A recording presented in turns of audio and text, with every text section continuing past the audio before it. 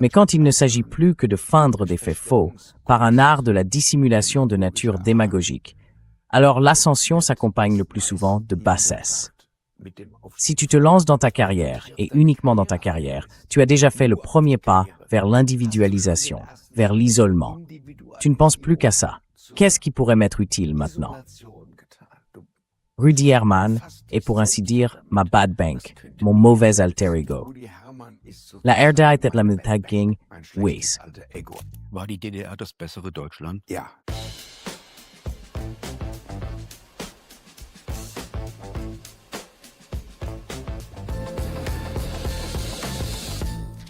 À contre-courant. Hallo bei Gegen den Strom.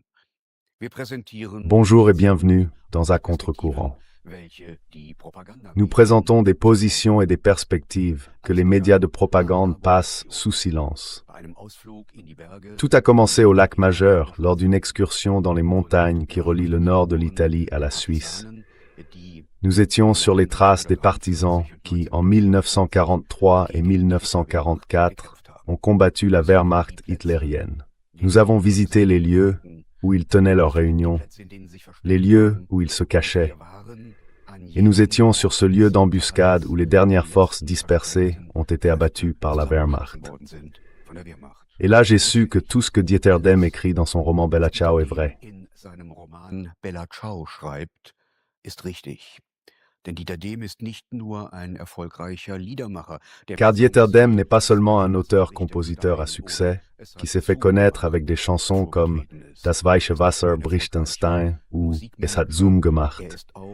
Il n'est pas seulement un manager musical à succès, c'est aussi un romancier qui écrit sous forme de roman une histoire de la République fédérale d'Allemagne vue d'un point de vue marxiste. Et aujourd'hui, il est question du deuxième tome, Katharina. Dans ce roman, Dieter Dehm décrit comment les impulsions critiques de la génération de 68 ont été absorbées par le capitalisme ouest-allemand. Bonjour Dieter Dehm. Bonjour Patrick Babe. Un roman de 530 pages. Que peut produire un tel roman à l'époque d'un nouvel illettrisme? In der Zeit einer neuen Legasthenie. Zumal ja schon der zweite Band eines ersten D'autant plus que c'est déjà le deuxième tome d'un premier constat encore plus long dans la trilogie Ascension et Bassesse. Le premier tome porte sur les liens qui s'entremêlent, sur le meurtre de la prostituée de luxe Rosemary Nitribit et sur la manière dont les services secrets en Allemagne de l'Ouest ont mené le réarmement, la montée en puissance militaire et aussi la division de l'Allemagne sous Adenauer. Avec beaucoup d'habileté et en rejetant toujours la faute sur l'Est, là-bas. Et maintenant, il peut bien sûr ramer un tout petit peu à contre-courant. Le courant est puissant. Le courant, c'est la guerre. Le courant, ce sont les profits des grandes entreprises et des lobbyistes qui vont avec. Et ce coup de rame, ce sont des pages de romans ou des chansons. Seiten an Romanen oder an Liedern. Ein Roman lebt durch die Un roman vit de la précision avec laquelle les personnages sont décrits, de la configuration qu'ils forment. Les personnages évoluent, se déploient, et ici, deux personnes sont au centre.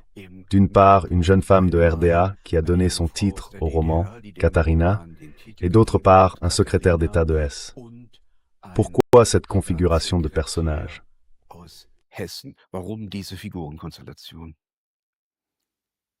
Der Staatssekretär Rudi Hermann ist Le secrétaire d'État Rudy Herman est, pour ainsi dire, ma bad bank, mon mauvais alter ego. Donc, si jamais j'avais de mauvais côtés, dans l'hypothèse purement théorique où ce serait le cas, eh bien je les ai en tout cas déversés sur ce Rudy Herman. Il incarne aussi en quelque sorte la métamorphose d'un combattant qui au départ était radical, militant de l'APO, du SDS, d'IG Metall contre les lois d'exception et la guerre du Vietnam pour la révolution sexuelle.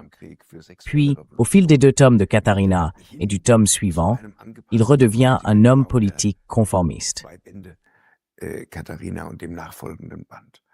Und sie ist die Et elle est l'incarnation presque angélique d'une RDA moins dotée matériellement, mais pourtant sûre d'elle, d'une certaine manière mystérieuse. Si vous voulez, c'est de ma part, en tant qu'Allemand de l'Ouest, un hommage à la RDA. Durant les 40 années pauvres de cet État, l'émancipation des femmes s'est davantage concrétisée par l'alignement des salaires et par l'alignement des conditions matérielles des femmes, qu'avec tout le bavardage pseudo-féministe qu'on nous sert dans les médias occidentaux, où l'on mentionne toutes les positions sexuelles, mais pas les salaires. La RDA était-elle la meilleure Allemagne? Oui, mais pas parce qu'elle aurait été un modèle en matière de droits humains ou d'état de droit, mais parce que la République fédérale a été construite par les financiers d'Auschwitz, comme la Deutsche Bank, et qu'elle était un État criminel. Le roman commence dans une maison d'hôtes, au sein d'un centre de vacances du gouvernement de la RDA. Et là, ce secrétaire d'État, un carriériste, un séducteur, rencontre cette jeune femme originaire de RDA. Que se passe-t-il donc?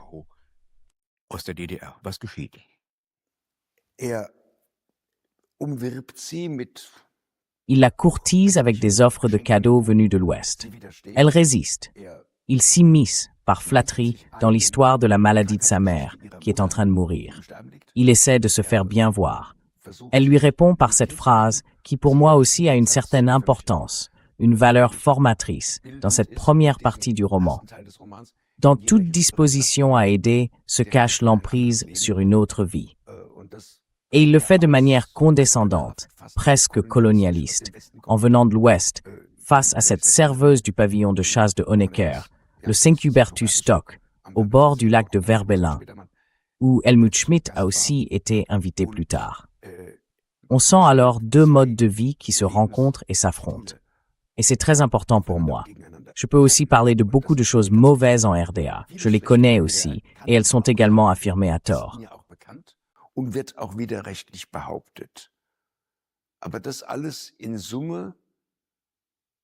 Mais tout cela, pris dans son ensemble, se retrouve encore aujourd'hui dans différentes choses. Ce ne sont pas seulement les coopératives de production agricole qui existent encore, sous certaines formes, et avec succès.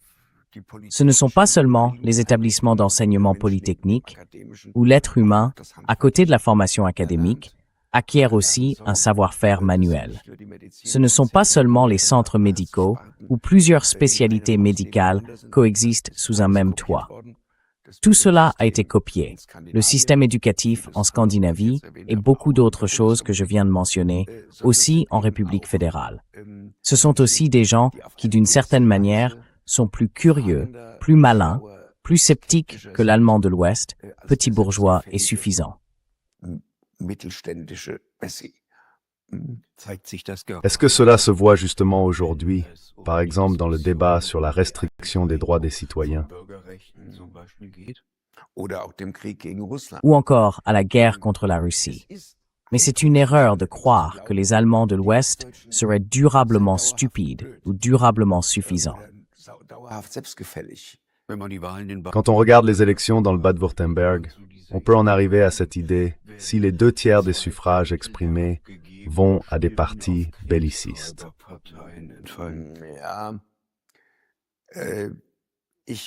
Oui, je suis prudent. On n'a pas encore trouvé le moyen de renouer avec la sympathie des Allemands de l'Ouest pour la Russie. C'est un peu plus facile avec les Allemands de l'Est, parce qu'ils ont connu des soldats soviétiques et russes, et qu'ils se sont parfois très bien entendus avec eux. Beaucoup de choses qui ont été affirmées sur l'Ivan dans les médias de propagande post-fasciste, ils ont pu constater sur place qu'elles étaient fausses. Mais à l'Ouest, il faut simplement argumenter autrement, et avec un peu plus de patience. Il faut rappeler que Willy Brandt et Brejnev étaient sur un bateau, et que toute la population allemande, y compris l'opposition CDU, était favorable à une nouvelle politique orientale, à un abandon de la politique orientale d'Adenauer.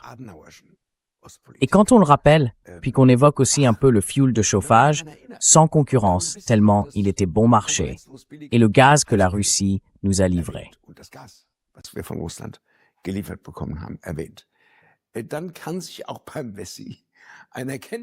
Alors, même chez les Allemands de l'Ouest, une prise de conscience peut se faire sans s'appuyer sur les mêmes expériences que chez les Allemands de l'Est. Il faut simplement s'y prendre autrement.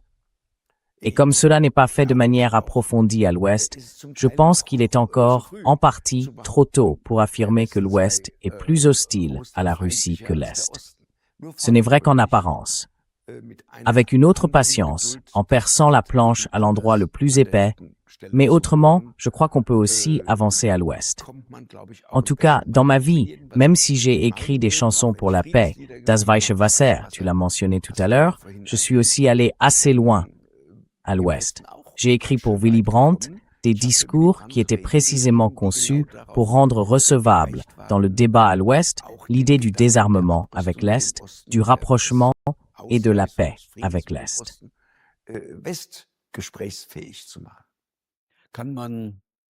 Peut-on dire au regard de la réunification allemande, et en reprenant une phrase de ce roman, dans toute volonté d'aider, il y a une atteinte à la souveraineté d'un autre État. Lauert. Also das ist immer so. C'est toujours comme ça. Beaucoup de gens disent « Je ne veux que ton bien » et ensuite ils te harcèlent. Même dans les aides les mieux intentionnées, c'est comme ça. On y cache toujours aussi une part de sa propre supériorité.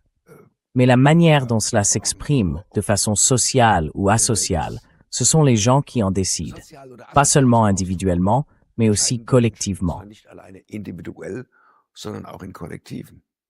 Für die Hauptfigur, Rudi Hermann, ist Pour die Portsenek des Chorsi beur listen your eye to get Talliges comes your remote from length. auch noch in einer anderen Funktion zu sehen. Welche ist das? Laquelle? Eh bien, c'est parce qu'il s'est attaqué si violemment à la Deutsche Bank. C'est l'époque de son ascension, et il se rend compte que des slogans incendiaires sur les barricades peuvent aussi servir sa propre carrière. Il est donc sur la piste d'une affaire. As 2, ce dépôt souterrain présenté comme un entrepôt provisoire dans une ancienne mine de sel où l'on enfouit des déchets moyennement et fortement radioactifs. Il pourrait rayonner pendant des dizaines de milliers d'années et contaminer les nappes phréatiques. À l'époque déjà, quand ce site a été aménagé, il existait des cartes montrant que des veines d'eau y menaient directement. Malgré cela, on l'a fait. C'était un énorme modèle économique. Dennoch hat man es gemacht. Es war ein riesiges Geschäftsmodell. Ist dieser Sache auf der Spur und eben auch Il est sur la piste de cette affaire et aussi de la Deutsche Bank. Il cherche à prouver qu'Hermann Josef Abs avait contribué à concevoir le contrat de crédit pour la construction d'Auschwitz, avec les crématoires et les chambres à gaz, tout comme il avait contribué à concevoir la Seconde Guerre mondiale en tant que dirigeant de la Deutsche Bank. Et c'est pour cela, parce que c'est assez nécessaire, que ce que certains appellent l'état profond, moi, je l'appelle le complexe médiatico-renseignementiel, riposte immédiatement. Autrement dit, vous vous opposez à quelque chose et presque logiquement, dans les 5 mois qui suivent, vous recevez du fisc un courrier vous annonçant un redressement quelconque ou un contrôle fiscal. Il se retrouve alors pris dans le tourbillon d'une affaire fiscale. wegen ein paar tausend Euro Benzinquittung. Pour quelques milliers d'euros. Des tickets d'essence. Justement des tickets d'essence en ce moment. Et il faut faire la distinction. Quel ticket d'essence relève de son usage privé et quel ticket d'essence relève du secrétaire d'État. Et puis il y a ce passage assez drôle. Quelqu'un dit, oui, il faut le savoir précisément. Si en tant que secrétaire d'État ou petit entrepreneur, vous achetez un livre pour votre fils qui passe le bac, ce n'est pas déductible des impôts. Si vous le lisez vous-même, puis que vous le donnez à votre fils, alors c'est déductible des impôts. Et c'est à peu près la même chose avec les tickets d'essence. On arrive à une perversion similaire.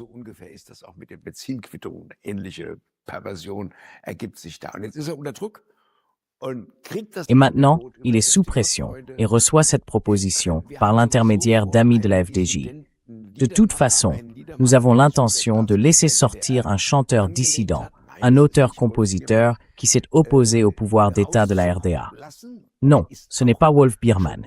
Il a déjà été secrètement racheté. Il fait donc partie du contingent de réfugiés et de prisonniers de la RDA rachetés. Et on pourrait le faire passer à l'Ouest, de telle sorte que ce soit toi qui aies libéré le dissident. Grâce à ton entretien, à ton influence sur Erich Honecker, tu aurais fait en sorte qu'il obtienne la liberté à l'Ouest. Et alors tout le monde dira, qu'est-ce qu'une histoire d'impôt pour quelques milliers d'euros, enfin, quelques milliers de marks? À l'époque, c'était encore des Deutschmark, face au fait que cet homme a aidé un auteur-compositeur de la RDA à retrouver la liberté. Donc, l'opération de libération est censée reléguer l'affaire fiscale au second plan dans les médias. Que se passe-t-il? Est-ce que ça marche? Eh bien, ça marche avec certaines limites. Évidemment, il a sur le dos les journalistes des médias liés au service secret. Ceux-là ne se laissent pas non plus berner par ce genre de choses. Ils veulent sa tête, parce qu'ils savent qu'ils ont reçu l'ordre de le démolir maintenant, parce qu'il s'en est pris à la Deutsche Bank. Mais la majorité des journalistes ne sont pas sur la liste de paie du Service fédéral de renseignement, de la protection de la Constitution, du Mossad ou de la CIA. La majorité trouve d'abord ça plutôt agréable. Et bon, en tout cas, lui s'en sort plutôt bien avec ça. Mais, bien sûr, il a fait un pacte avec Mephisto. Parce qu'un tel pacte, sans le ministère de la Sécurité d'État, ça n'existe tout simplement pas.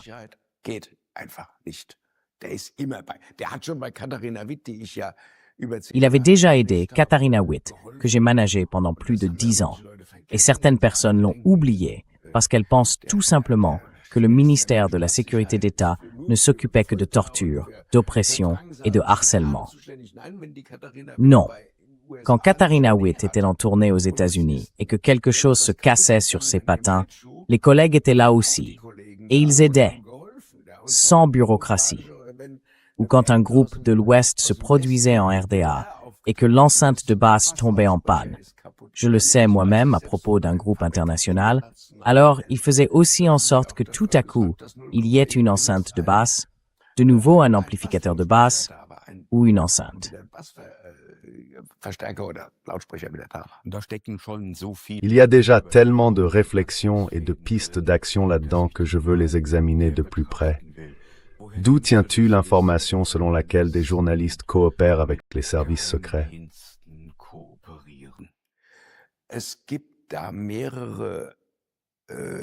Plusieurs auteurs l'ont décrit, et moi-même, je l'ai vécu. Un journaliste est venu me voir à la fin de mon adolescence, et il m'a dit « J'avais été chargé de m'occuper de toi ». Il y a aussi un livre d'Andreas von Bülow, ancien secrétaire d'État du SPD, et il y a de nombreux livres du chercheur pour la paix Erich Schmidt-Inboom. Le plus connu s'intitule « Le BND et les médias ». On y décrit aussi comment, par exemple, Gehlen, l'ancien chef des services secrets d'Adolf Hitler, a recruté la rédactrice en chef de Die Zeit, Madame Marion Comtesse Dönhoff, comme une simple informatrice du service fédéral de renseignement. Dans ton roman, il y a aussi un journaliste dont il est établi qu'il a collaboré avec les services. Comment ça se fait?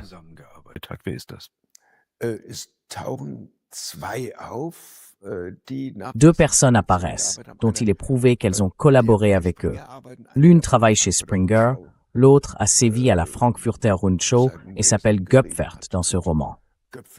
En général, les services secrets n'ont pas vraiment l'ambition de contrôler le journal Bild, parce qu'ils l'ont déjà.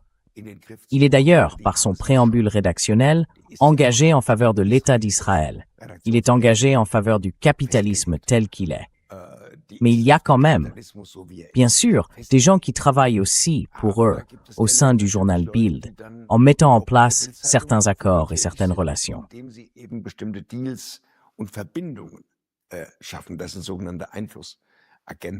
Ce sont ce qu'on appelle des agents d'influence. Et puis il y en a qui agissent très directement dans les journaux, surtout dans les titres libéraux de gauche. Parce que le journal Bild, ils l'ont déjà. La FAZ aussi. Ce sont des titres conservateurs. Ils sont de toute façon déjà de l'autre côté.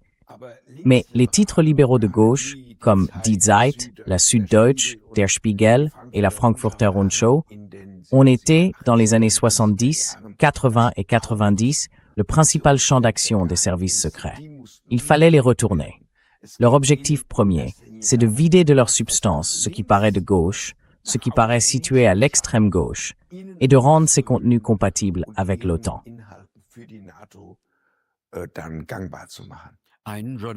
Un journaliste qui travaille quand le personnage principal, le secrétaire d'État, est cité nommément. Le nom d'Heribert Schwan est mentionné.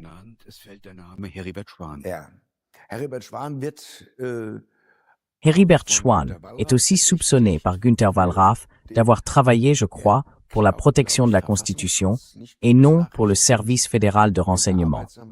Il était chef de service à la BWDR et particulièrement actif en première ligne contre tout ce qui voulait, d'une manière ou d'une autre, mettre en œuvre la nouvelle Ostpolitik. Tous faisaient verbalement profession de foi en faveur de cette nouvelle Ostpolitik. Mais dès qu'il s'agissait, par exemple, de se rendre sur place, de rencontrer la FDJ et ainsi de suite, alors là, c'était un homme de main particulièrement mauvais qui détruisait tous ceux qui s'approchaient d'une façon ou d'une autre de ce milieu-là. Tu le connaissais aussi? Moi, je ne le connais pas personnellement.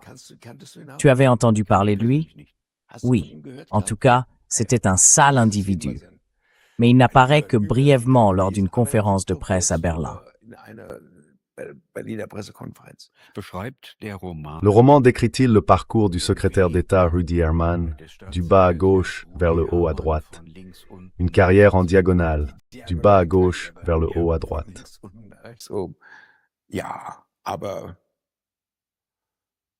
Oui, mais cela aussi, pour citer un titre de Brecht, est une voie qu'on peut arrêter. Il y a toujours des arbitrages. Il aurait toujours été possible de décider autrement. On le voit dans de nombreux détails lors des congrès et des assemblées de partis.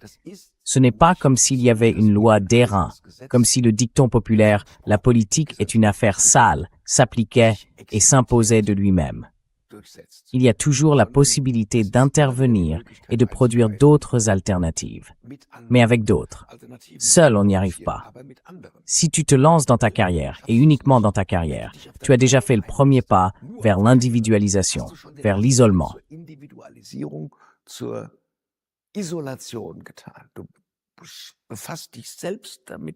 Vous vous demandez vous-même, qu'est-ce qui pourrait m'être utile maintenant? Vous ne pouvez partager ça avec presque personne, parfois même pas avec votre conjoint ou votre conjointe. C'est tellement amoral que vous pouvez à peine en parler. Mais vous avez comme un flair pour ce qui pourrait vous servir ou vous nuire. Et si vous avez d'autres alternatives, alors l'isolement passe nécessairement au second plan, tout comme la carrière. Donc, la voie de l'individualisation, de l'isolement, de l'atomisation, c'est la voie qui rend chaque doigt cassable. Et comme on l'apprenait autrefois dans l'APO, 5 doigts forment un point.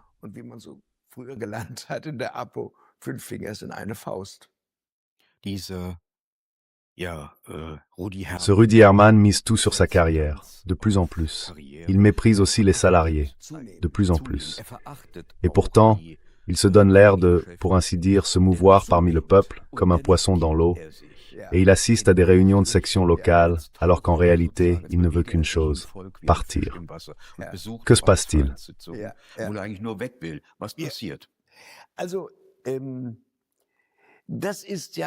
Et puis, c'est la grande pièce de théâtre de la dissimulation que joue la démocratie parlementaire bourgeoise. Ce n'est pas seulement la CDU qui a été remodelée, passant d'un parti autrefois chrétien, avec un programme anticapitaliste à Allen jusqu'en 1947. Il y a aussi le SPD, qui défendait les positions de Willy Brandt, ou auparavant d'Auguste Bebel, et qui a maintenant viré de bord. Enfin, c'est l'un de ces nombreux revirements. Un parti écologiste qui faisait autrefois partie du mouvement pour la paix et qui est aujourd'hui parmi les pires bellicistes. Un FDP qui n'a plus rien à voir avec la liberté. Et un parti de gauche avec JC qui, au fond, réclame lui aussi des armes lourdes pour l'Ukraine.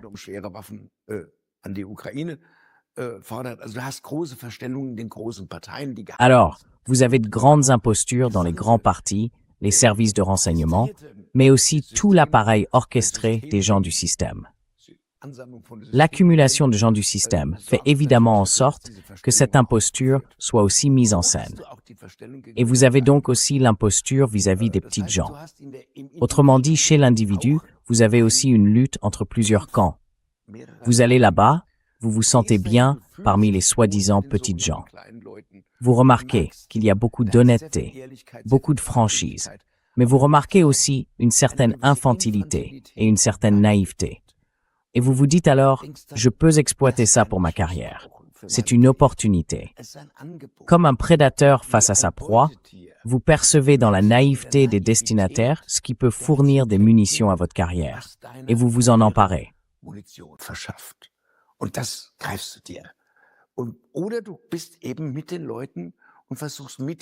Ou alors, tu es avec les gens et tu essaies de vivre avec eux les défaites, de célébrer les victoires, les rares victoires, et de faire avancer les processus d'apprentissage.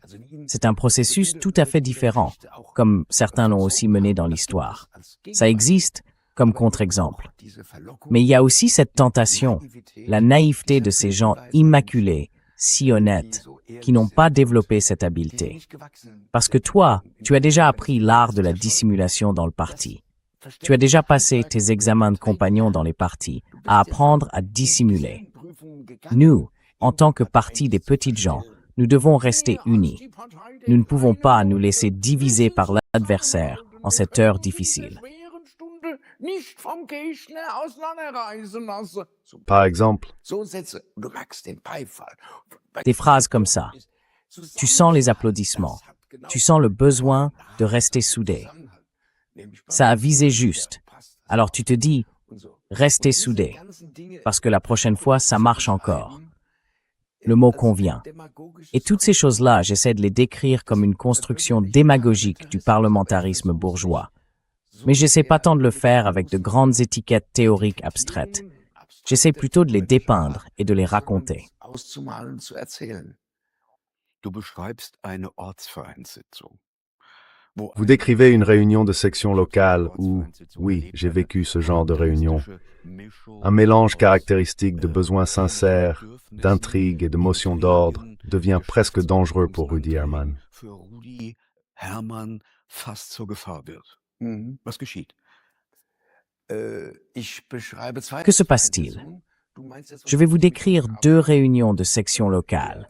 Vous pensez probablement à celle avec Wolfgang Abendroth. Il présente cette accusation fiscale dans les médias comme le retour de bâton de ses attaques contre la Deutsche Bank et les exploitants du nucléaire à propos de la mine Das 2.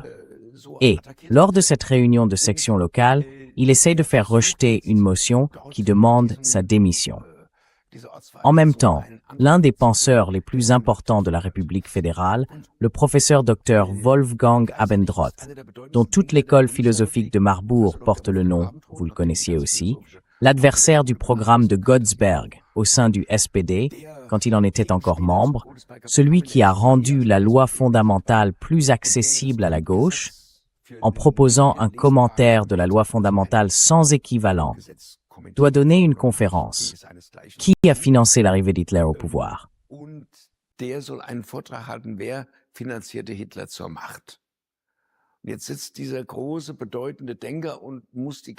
Voilà donc ce grand penseur, cette personnalité importante, assis là, obligé de subir tout le temps un débat de procédure. Est-ce que la motion demandant la démission de Rudi Herrmann, à cause du conflit fiscal, ou du scandale, ou du petit scandale, est recevable ou non? Et à la fin, il voit qu'à une courte majorité, on décide finalement de ne pas soumettre la motion au vote, mais de la déclarer irrecevable, parce qu'elle n'avait pas été déposée dans les délais. Et Abendroth trouve d'abord cela digne d'estime. Il dit « Vous avez fait cela, alors même que je ne suis plus membre du SPD. Il en avait été exclu et n'y avait pas réadhéré. Je trouve digne d'estime, même si je ne suis plus membre, que vous vous soyez comporté ici conformément à l'état de droit, dans le doute, au bénéfice de l'accusé. » Autrement dit, la présomption d'innocence qu'il mentionne est un pilier fondamental de l'ordre juridique napoléonien. Le Code civil, Code Napoléon.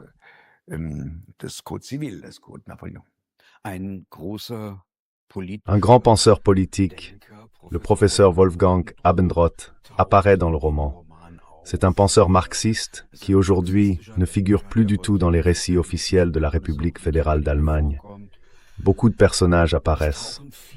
Est-ce que ce roman est un roman à clef? C'est Trode. Il a quelques petites clés. Une autre petite clé, par exemple, c'est le chanteur-auteur Kravčík, qui apparaît sous les traits de Poborowski. C'est le dissident, comme on dirait aujourd'hui, que ce secrétaire d'État a fait passer à l'Ouest sous la forme d'une pseudo-libération. Et toi-même, tu as été le manager de Wolf Biermann. Comment caractériserais-tu cette personne? D'un côté Kravčík, de l'autre Biermann.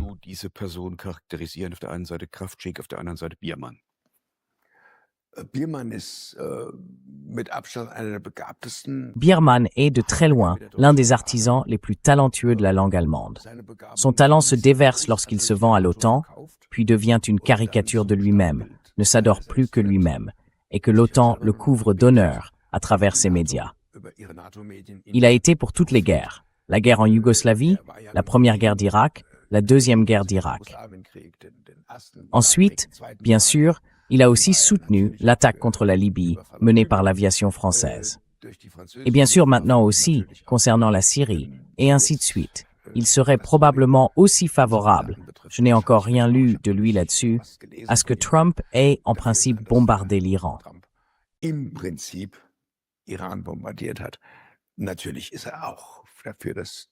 Bien sûr, lui aussi est favorable à ce que l'Ukraine reçoive encore davantage de drones, de missiles et tout le reste.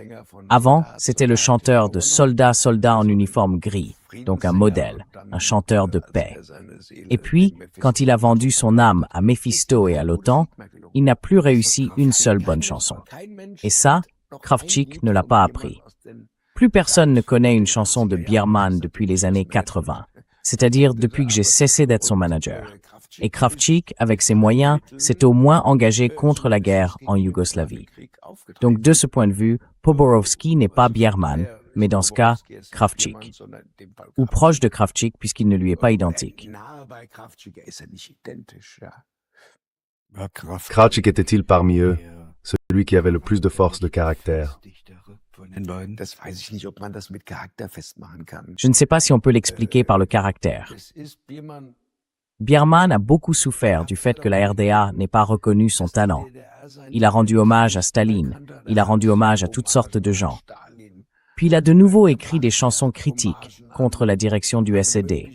Puis il a fait ceci, puis cela. Chez lui, on trouve un peu de tout. Il a beaucoup tergiversé, il s'est contorsionné. Il voulait toujours dire ce qui comptait le plus. Et il l'aurait mérité, parce qu'il a vraiment écrit de très beaux vers, de très beaux textes, de très belles paroles, aussi très bien portées par la guitare. Et ce n'est pas pour rien que Hanns Eisler est tombé amoureux de lui.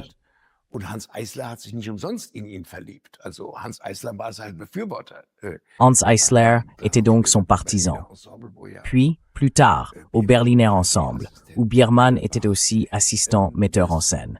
C'était déjà, d'une certaine manière, écrit d'avance qu'il avait besoin de reconnaissance. Puis la République fédérale est arrivée et a dit « Chez nous, tu seras celui qui démolit l'État de façon absolue. Nous te reconnaissons parce que tu as combattu la RDA. Tu as fait tomber le système d'injustice. Et pour cela, nous devons t'être reconnaissants éternellement. » Bien sûr, c'est faux de A à Z, mais on l'a affirmé. Et ça l'a séduit. Peut-être que Kravčík est resté comme il était parce qu'il n'a jamais connu cette séduction.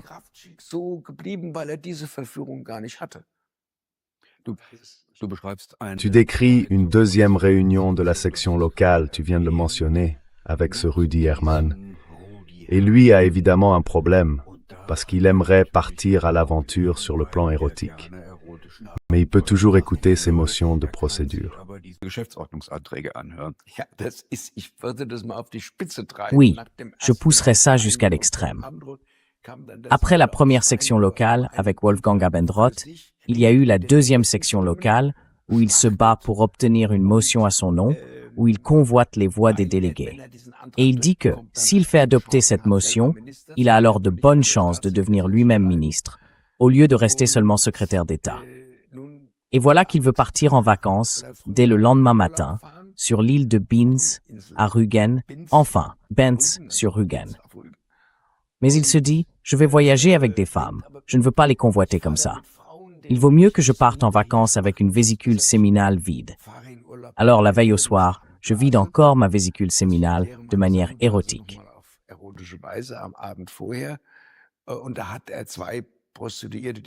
Et là, il a 2 prostituées qui lui font un numéro lesbien, ce qui lui plaît particulièrement à monsieur le secrétaire d'État. Et maintenant, il est à la réunion de la section locale. Il veut absolument retourner au bordel, parce qu'il doit se lever tôt le lendemain matin. Il est donc sous pression et doit écouter pendant plus d'1 heure des motions de procédure sur l'honnêteté dans le paiement des cotisations de simples membres du SPD. Il veut sans cesse se lever et partir, en fait, mais il n'arrive pas à se dégager. Et eux continuent de parler. On décrit dans le détail pourquoi le camarade XI n'a pas payé, en 2 mois, sa cotisation de l'année précédente. Au final, il s'agit de 68 marks au total, et ils en parlent pendant plus d'1 heure. En même temps, il est aussi question d'une motion, sortir de Biblis, c'est-à-dire sortir du nucléaire. D'une autre motion aussi, sur la réduction du temps de travail dans le cadre de la campagne d'IG Metall.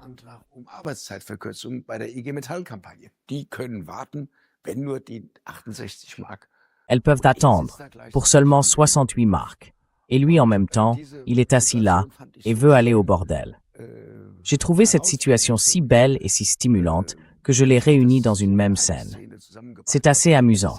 On me considère un peu comme quelqu'un qui critique parfois les femmes. Certains ont même employé à mon sujet des termes plus durs, tout à fait injustifiés. Mais Nachdenkseiten a écrit, à propos du roman précédent, le premier tome de la trilogie, que je créais des portraits de femmes grands et forts. Et c'est aussi ce que j'essaie de faire ici. J'ai donc bel et bien un rejet très clair de certaines attitudes masculines. Et je crois que cela ressort assez bien dans cette scène de la section locale, où il est assis là, excité, du cul et d'autres parties du corps.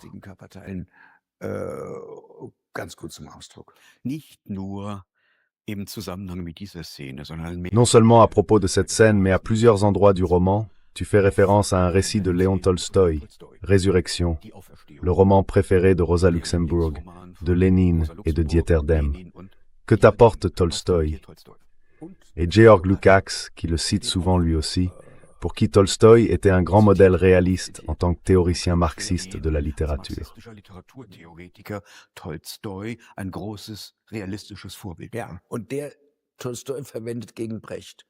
Oui, et on utilise Tolstoï contre Brecht, ce que je trouve injuste et faux, mais ça se lit très bien. Le roman parle d'un jeune comte, un Nekliudov, qui, sur le domaine de sa tante, tombe amoureux d'une domestique appelée Katerina Maslova.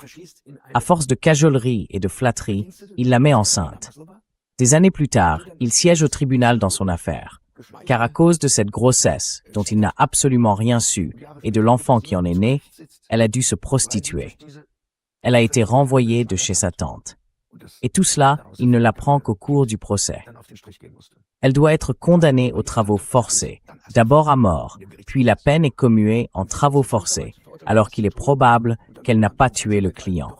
Il est simplement mort d'une faiblesse cardiaque pendant l'acte sexuel avec la prostituée Maslova.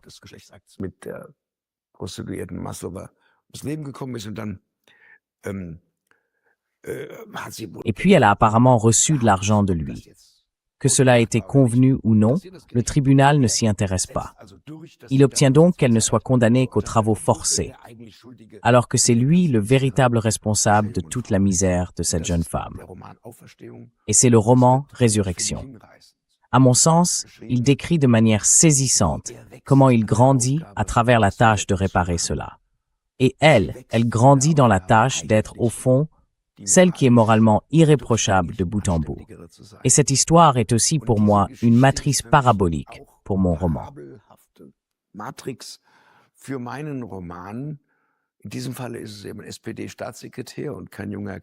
Dans ce cas, c'est donc un secrétaire d'État du SPD et non un jeune comte qui, sans la mettre enceinte, porte tout de même une part de responsabilité dans une accusation qui, après la réunification, va coûter cher à cette jeune femme. Parce qu'elle n'avait été que serveuse chez Erich Honecker, dans son pavillon de chasse de Hubertusstock, au bord du lac de Verbelin, elle ne trouve ensuite plus aucun emploi. Partout, des dossiers ressortent, affirmant qu'elle est proche de l'État.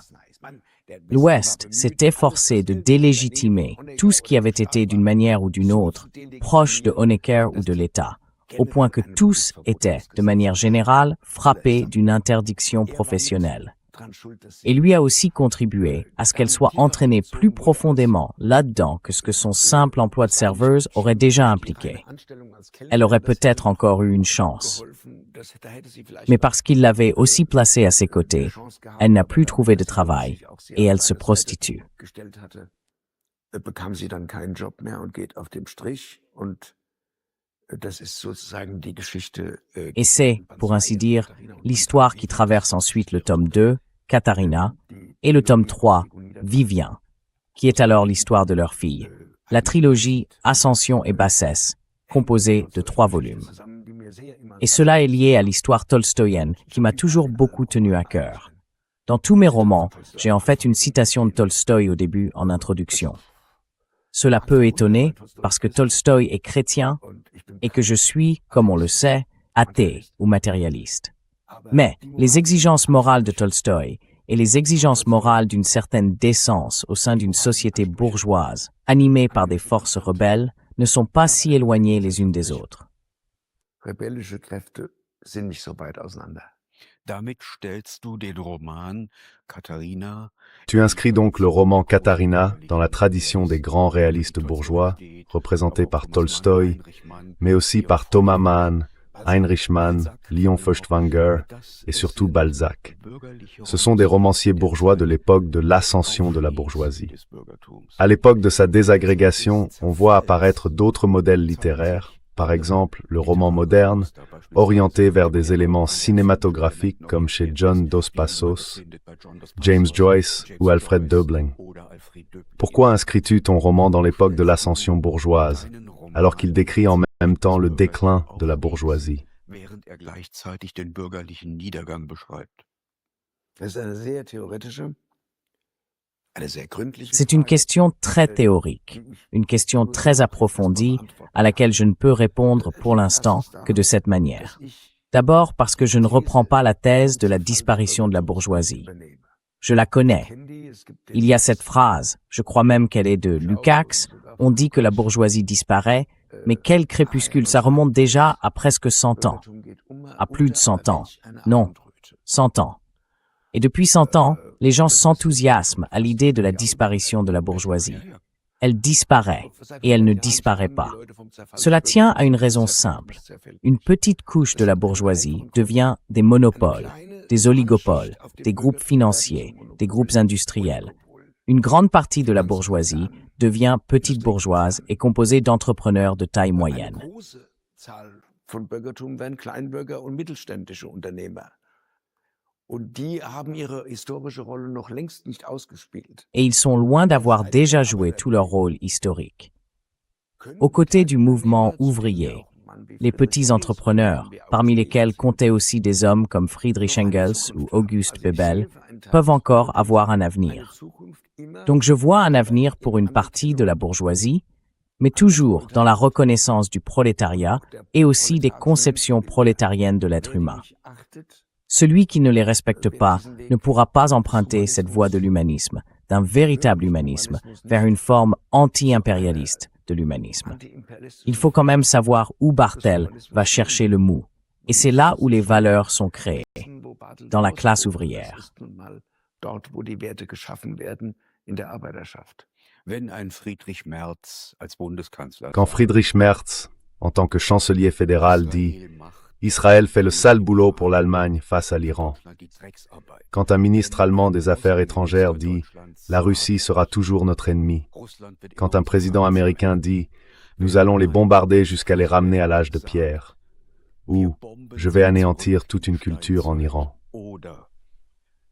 Peut-on encore parler d'humanisme bourgeois? Kann man dann noch von bürgerlichem Humanismus sprechen?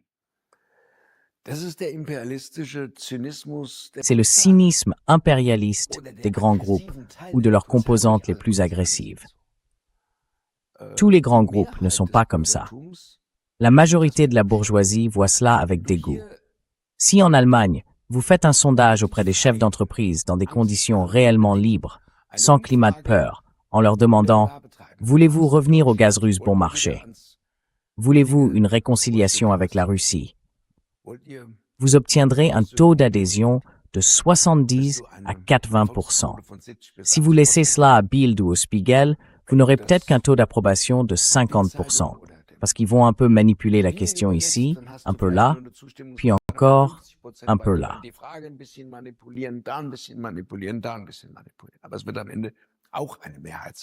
Mais au final, ce sera aussi une majorité. Vous avez une majorité assez résistante dans la population allemande, y compris dans les milieux les plus conservateurs. J'habite à Fulda, opposé à l'envoi d'armes lourdes à l'Ukraine, encore aujourd'hui. Et la bourgeoisie est majoritairement faite ainsi.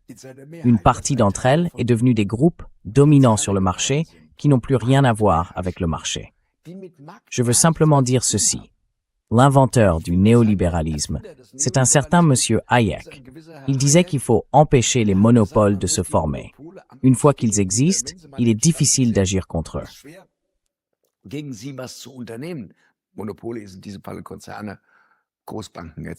Les monopoles, ce sont ces quelques grands groupes, les grandes banques, etc. Et c'est pourquoi ce qui s'exprime là, ce qui s'est exprimé chez Hitler, ce qui s'exprime dans les guerres aujourd'hui, ce qui s'exprime chez Rheinmetall, eux qui se montrent toujours publiquement partout, aussi bien sous la croix gammée que sous le drapeau arc-en-ciel, avec des personnes LGBTQ+, ce n'est qu'un modèle économique agressif de politiciens terroristes qui, à l'instar de Friedrich Merz, font leurs affaires pour le compte de BlackRock. Je ne mettrai pas la bourgeoisie et les entrepreneurs de taille moyenne sur le même plan que ces criminels.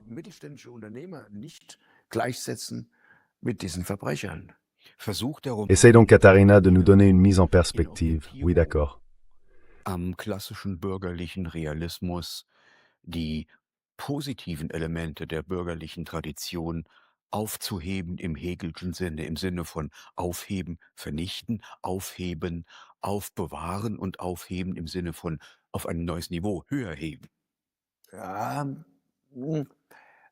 da sind, um das jetzt mit einem klaren Ja zu machen. Pour répondre clairement par oui à ta question, qui est une question séduisante, il faudrait qu'il y ait davantage de personnages issus de la bourgeoisie. J'ai aussi dépeint dans le premier tome quelques personnages petits bourgeois, comme le grand-père de Rudi Hermann, qui sont également négatifs. Bien sûr, les attitudes des grands groupes influencent aussi la petite bourgeoisie et la petite bourgeoisie aisée. Eux aussi, parfois, se sentent importants, veulent pisser avec les grands chiens et s'en détachent. Donc tout ça existe.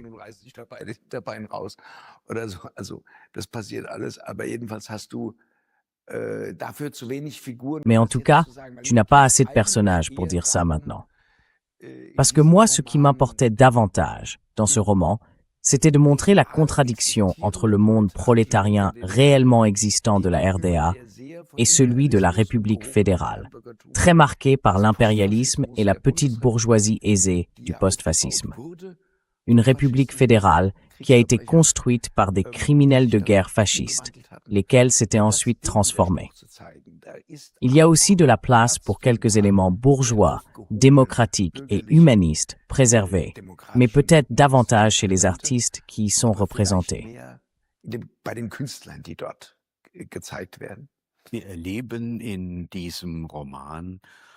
Dans ce roman, nous assistons à l'ascension du secrétaire d'État Rudi Hermann, mais nous assistons aussi à sa chute. Et le roman atteint son point culminant lors d'un congrès régional du groupe parlementaire du SPD de Hesse, où se déroule une mise en scène politique, disons aventureuse. Qu'est-ce qui se joue là?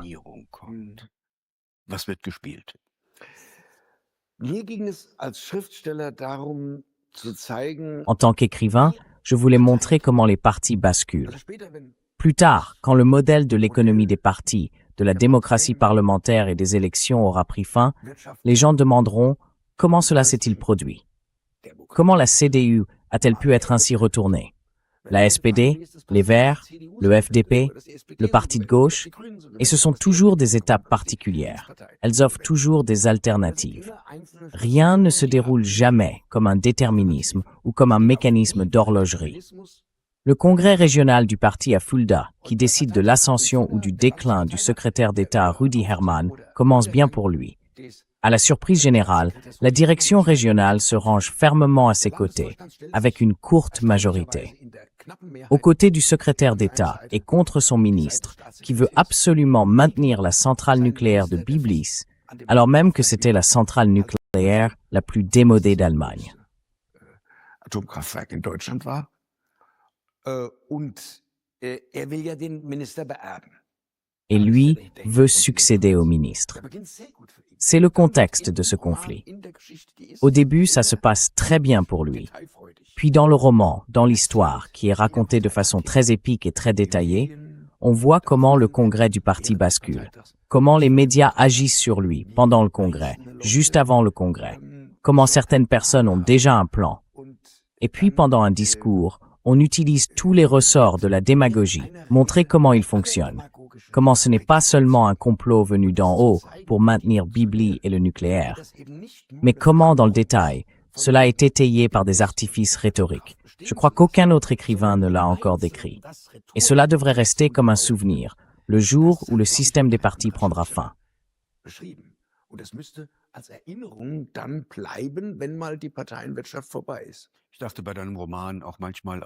En lisant ton roman, j'ai parfois pensé aussi au récit de Peter Ochochewicz, La paix de 30 ans.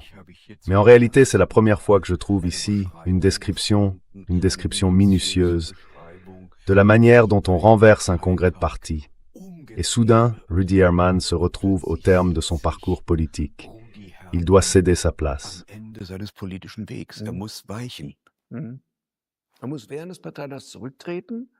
Il doit démissionner pendant le congrès du parti.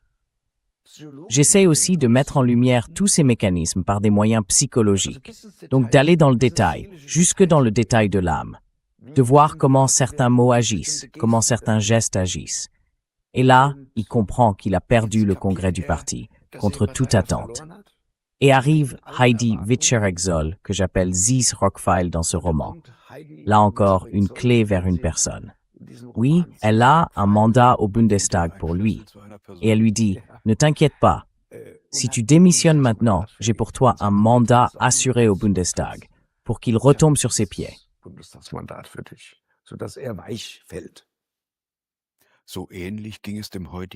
C'est un peu ce qui est arrivé à l'actuel ministre des Affaires étrangères, Johann Vadful, avec la CDU du Schleswig-Holstein.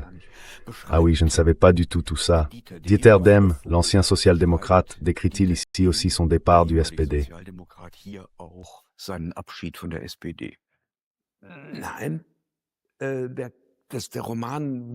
Non. Le roman n'a commencé à être écrit que bien plus tard, alors que j'étais déjà parti depuis longtemps. Mon départ du SPD était davantage motivé par les préparatifs de la guerre en Yougoslavie, par le fait de céder à Joschka Fischer.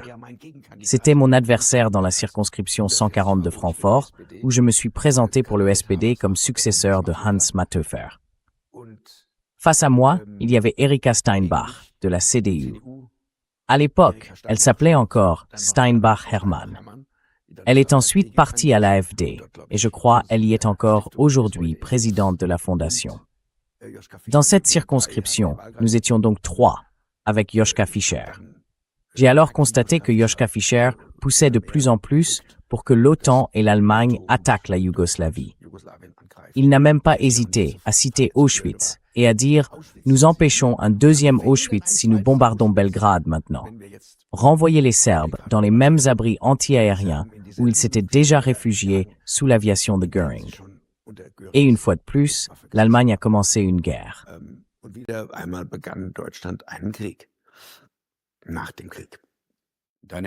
Après la guerre. Dans tes 3 volumes, tu racontes l'ascension et la bassesse de l'Allemagne après la Seconde Guerre mondiale.